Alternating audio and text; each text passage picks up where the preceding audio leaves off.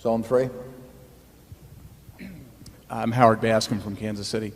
When you are estimating a growth rate on a company I'm at, of a very predictable company, I imagine you apply a big margin of safety to it. What kind of rate do you generally apply? I mean, high single digits? In the margin of safety, or what kind of growth rate would you, on a predictable company, might you we are willing to stab buy at? companies that aren't going to grow at all.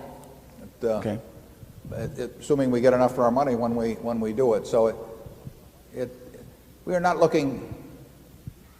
We are looking at projecting numbers out as to what kind of cash we think we'll get back over time. But you know, would you rather have a savings? If you're going to put $1 million in a savings account, would you rather have something that paid you 10% a year and never changed, or would you rather have something that paid you 2% a year and increased at 10% a year?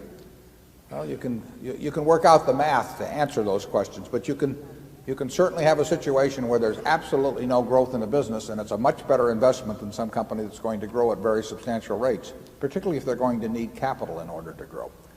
There's a huge difference in the business that grows and requires a lot of capital to do so, and the business that grows and doesn't require capital. And I would say that generally financial analysts do not give adequate weight to the difference in those. In fact, it's amazing how little attention is paid to that.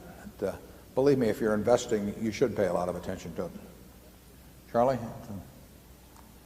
I agree with that, but it's fairly simple, but it's not so simple. It can all be explained in one sentence.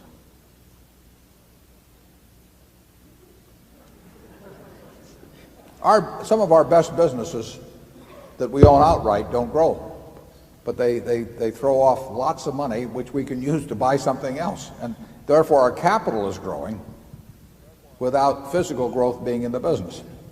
And we are much better off being in that kind of a situation than being in some business that itself is growing, but it takes up all the money in order to grow and doesn't produce that high returns as we go along. A lot of managements don't understand that very well, actually.